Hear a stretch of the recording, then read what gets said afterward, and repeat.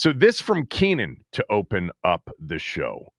Keenan writes, where is it? I had it here. Kevin, I've been listening to your show for a few years now. I'm from Chicago. I grew up, though. He said, I live in Chicago, but I grew up in the D.C. area. One thing I like hearing you talk about with guests is the NFL, scheduling TV numbers, etc. How about Washington's next 7 games all being on national television? When is the last time that has happened for this franchise, if ever? I'm seeing 2 each of Sunday Night Football and Monday Night Football. The Madrid game against the Dolphins and both the Cowboys and Lions games will surely be Brady Burkhardt on the call, unless they go with Niners-Rams on 11-9, meaning November 9th.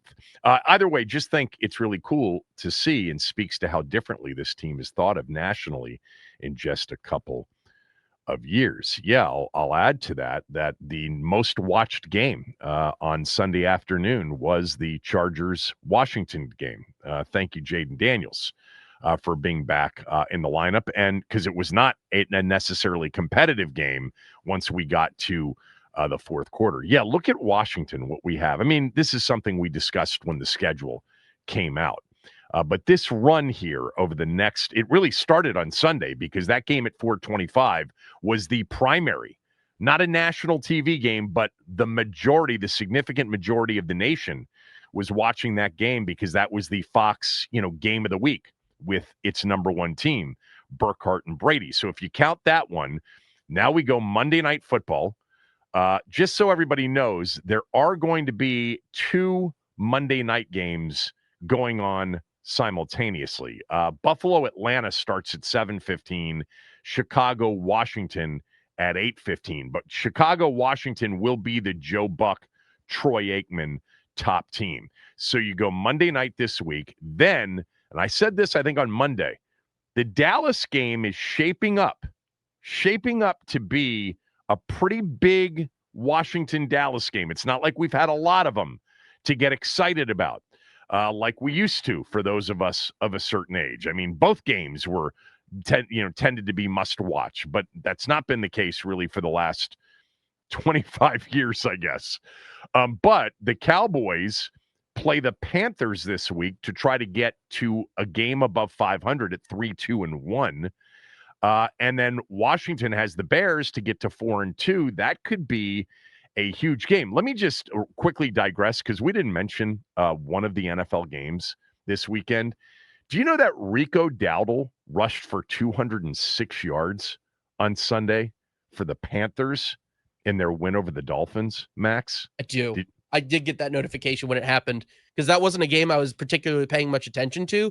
And then I got the notification, Rico Dowdle, 200 yards. I think I was playing him in fantasy this week. Did not work out for me. Not great. I actually, and we talked about Rico Dowdle the last couple of years. I actually thought he was underutilized in Dallas, but very much. He's going back to face his former team. Not going back. They host Dallas. I'm sorry. They host Dallas on Sunday, and the line is just 3.5, which is a little bit, stinky for sure. But I that could be, a tough situation for Dallas. But if they were to get through and win, big game against the Cowboys a week from Sunday. Huge game. Like that will be the number one game that day. And will be the primary featured 425 game on October 19th. There's one other game in that Fox window on the 19th. It is Green Bay at Arizona. So Burkhardt and Brady will be in Washington, will be in Dallas for that game. So that's 3 straight, high profile, high exposure spots. Then it's Monday night against the Chiefs at Arrowhead. Then it's Sunday night at home against the Seahawks. Then it's the Lions. That's going to be more likely than not the featured game, Burkhardt and Brady on Fox. And then it's Madrid and Denver. It's actually 8 straight games where Washington will have the big exposure spot. To answer your question, Keenan, I can't remember that kind of a run. I can't remember, honestly, 8 games in a 16-game season in which they were the high-profile spot. I'm sure that has happened over the last 25 years or so as, Sunday night football was introduced and Thursday night football was introduced, etc. But it's been very rare. No, this team was, as we had in the spring, Mike North, the key schedule maker for the NFL, for the league office. He said Washington is viewed much differently because of the season last year and because of the quarterback. Yeah, this is what we get. Now we get a lot of night games here. We get 1, 2, 3, 4 night games in the next 7. And then we go back to, at least as of now, on December 7th, a 1 o'clock situation in Minnesota. But who knows? By the time we get there, that could change as well. Yeah, exciting times, for sure. Exciting times for this team. And, I real quickly, and I'm not going to read all of them, but I do, there is a contingent of the fans that don't believe we're very good even after Sunday.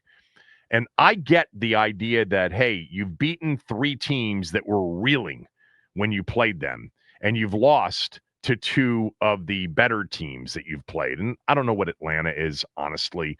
Atlanta's talented. So are the Chargers, but they caught the Chargers at the right time.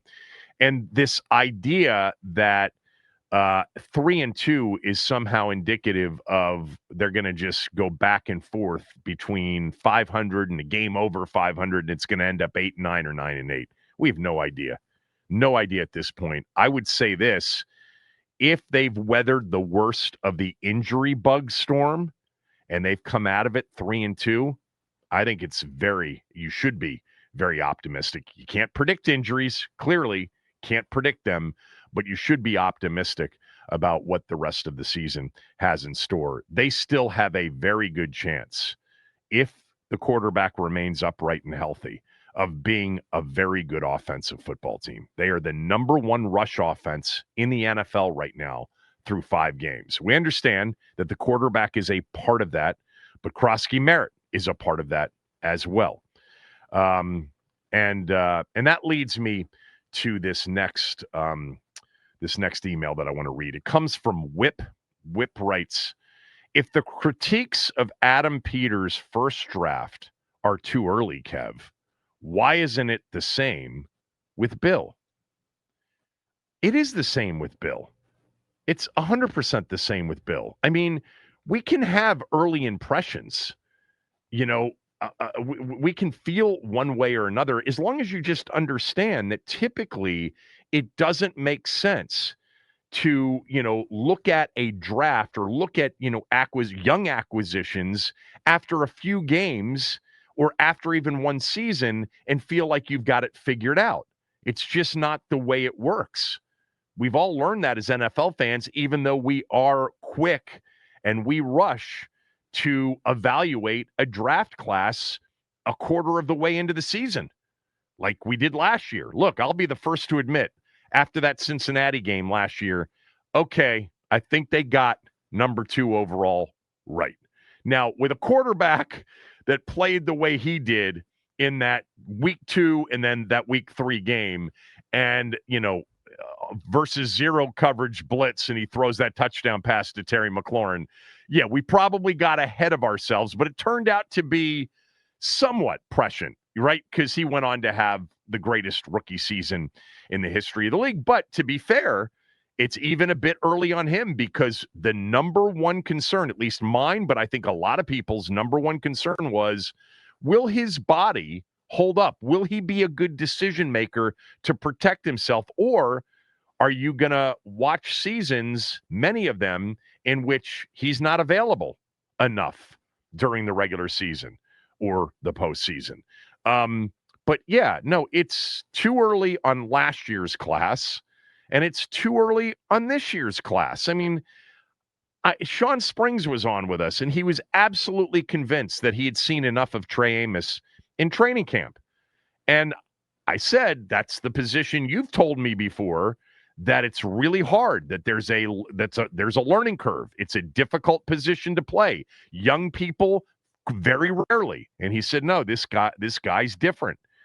The same with, Jalen Lane early on, preseason. Oh my God, he's shown certainly an opportunity for them to have improved their kick return game, their punt return game, but we got a ways to go. And you know who's playing well now when there were major concerns, and we even talked about should they bench him after the second game of the year? Connerly Jr.'s picked it up. It's up and down, man, for these guys. With that said, I don't know if it's going to be up and down for Bill.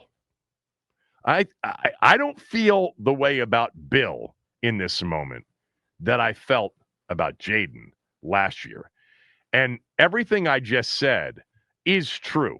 You can't have a definitive call on these drafted players a few games into their career. You just can't do it. I mean, let's be honest here. He had a really good game against a team in the Chargers and a team in the Giants, which were not great teams in the moment that they played them. Now, I actually think the night that they played the team that was unstoppable, the Packers, I actually thought he, in his 4 carries, looked better than anybody did on offense. We came in here the next day and next few days and said, why not? More than 4 carries. I mean, he averaged 4.3 yards per carry against that Green Bay defense, just 4 carries.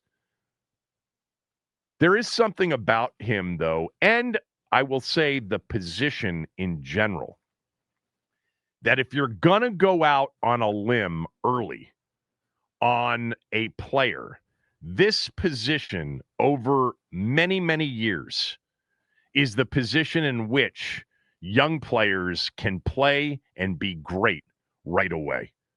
It's not it's the easiest position, people will tell you, other than the pass pro element, which is a little bit more complex, but the running element is the easiest to come in as a rookie and step right in and play. And we see that every year in the NFL with young backs. And by the way, with backs, we tend to see them fade after, middle-aged in the NFL.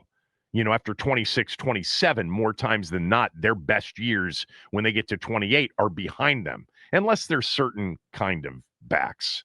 I mean, Derrick Henry, freak. Or the backs that have great versatility and are used as much as pass receivers as they are runners. But yeah, no, I get what you're saying, and I appreciate the thought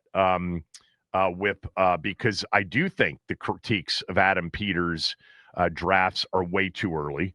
And at the same time, yes, there is a lot of strong belief in Croskey-Merritt after 5 games, and really after 2 games in which he got double-digit carries, the opener and then on Sunday. At that position, though, sometimes you can see it a little bit more clearly. Tough for us to see it with D linemen, with corners, with safeties, and especially with offensive linemen. There's just too much we don't know about the position and about their assignments on every play. I saw something last week. I don't think we talked about it last week, Max. Steve Spagnuolo, the defensive coordinator for Kansas City, was asked something about PFF grades, and he said, I just don't really get it. He said, it's too hard of an exercise for people to grade players when they don't have any idea what their responsibilities are on a given play. It's the thing that we've talked about. And by the way, guys like Nick Ackridge, who are one of the reasons I love Nick from PFF, and he was on with us yesterday, is Nick has acknowledged things like that over the years. He's like, no, it's true. There are things that make it hard for us at certain positions to grade because we don't know what their specific responsibilities are. But, he has pointed out that they've gotten better at that because they understand, in an outside zone run call, they understand what the left tackle, left guard, center, right guard, and right tackle's responsibilities are in that kind of a play. And they've learned that over the years with a lot of the plays. But it is harder sometimes in coverage, for sure, unless they are just straight man-to-man across the board, and he's got this guy, and you can grade out how the play went. But, yeah, I feel good about Croskey-Merritt. obviously, for I was clearly in the camp of stop it when people thought that they stole this back in the 7th round. But those of you who thought that they did, even though I think most of you had never seen him play, I think you're going to end up being right. I think he's got something for sure. Excited about it.